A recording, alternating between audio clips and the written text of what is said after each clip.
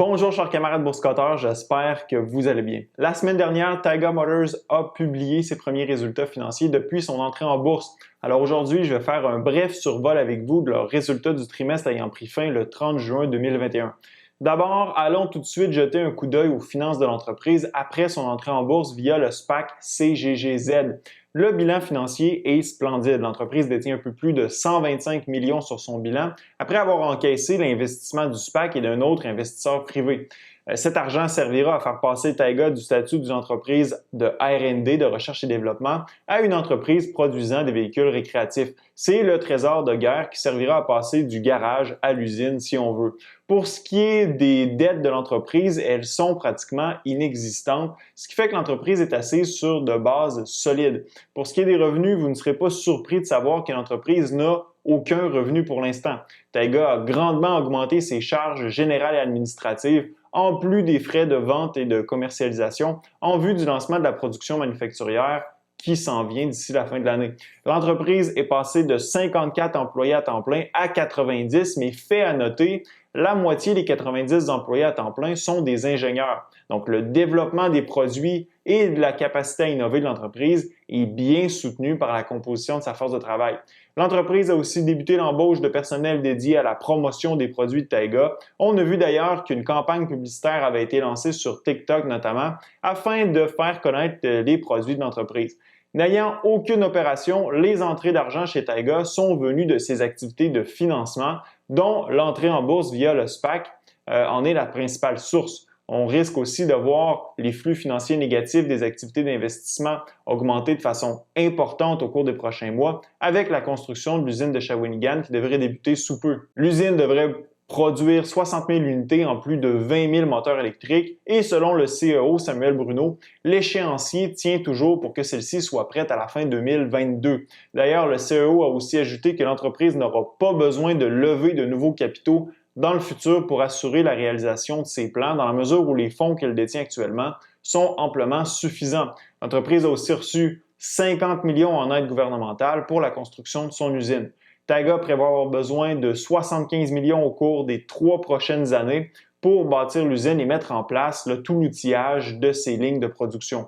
En attente de la mise en service de l'usine, Taiga a ajouté une deuxième installation à Montréal de 180 000 pieds carrés pour augmenter sa capacité de production à 2000 unités cette année. Même qu'en appel conférence, le CEO a avancé que les 2 installations de Montréal pourraient éventuellement produire jusqu'à 10 000 unités annuellement d'ici à ce que Shawinigan soit prête.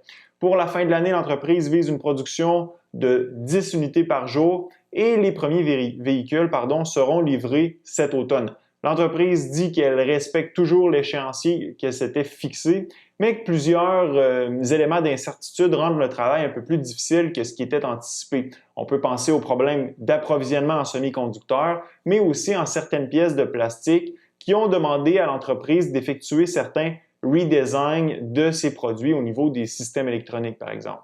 Ça ressemble beaucoup à ce que Tesla a aussi fait pour répondre à la pénurie mondiale de semi-conducteurs. Donc, Taiga n'est pas seul là-dedans. Pour ce qui est des commandes, c'est à mon avis positif. Taiga avait 2081 précommandes de motoneige et de motomarine en date du 20 juin, ce qui représente une hausse de 67 par rapport aux 1246 précommandes en date du 31 décembre 2020. Durant l'appel conférence, le CEO a affirmé que l'entreprise était au moment de l'appel à 2300 précommandes, ce qui représente une hausse de 86 par rapport à décembre dernier. Une chose que j'ai trouvée intéressante, c'est une question posée par un analyste concernant le profil des acheteurs effectuant des précommandes auprès de l'entreprise. Selon les données de Taiga, 50 des précommandes de motoneige proviennent des opérateurs de flotte comme les centres de ski. Des commandes ont été déposées par plus de 57 opérateurs différents et Taiga est en discussion avec plus de 200 opérateurs de flotte en vue d'un possible achat de ces produits ou d'une possible vente de ces produits.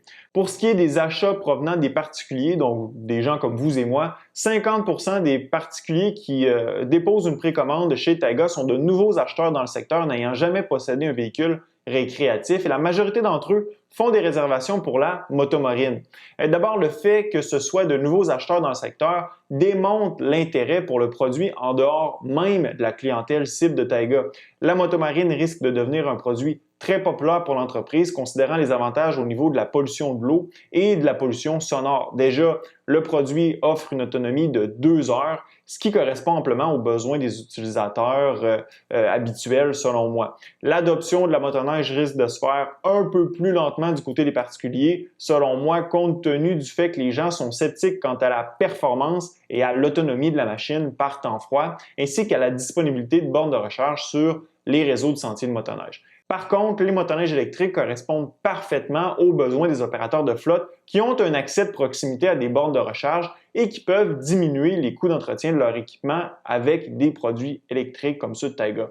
On voit d'ailleurs que l'adoption du produit semble beaucoup plus naturelle pour les centres de ski, par exemple, que pour le particulier utilisant sa motoneige pour se rendre à son chalet à 50 km dans le bois. Par contre, là, le produit finira par faire ses preuves et les sceptiques seront confondus.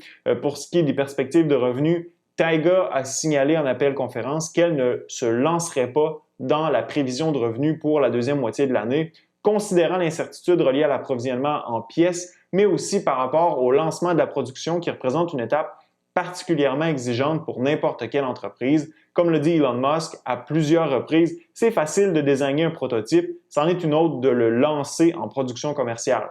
Maintenant, on verra bientôt de quel bois se chauffe Taiga. Dans le prospectus du SPAC, Taiga avançait pouvoir vendre 1700 unités cette année, mais ce serait surprenant qu'elle atteigne ce volume d'ici la fin de l'année. Pour ma part, je m'attendais à 1400 unités, mais je crois plutôt que la production tournera autour de 1000 unités produites si elle débute en octobre. Enfin, je vais continuer de suivre les développements de l'entreprise. Laissez-moi savoir dans la zone commentaire si vous pensez que Taiga réussira à lancer sa production avec succès d'ici la fin de l'année. Ce fut un plaisir d'être avec vous.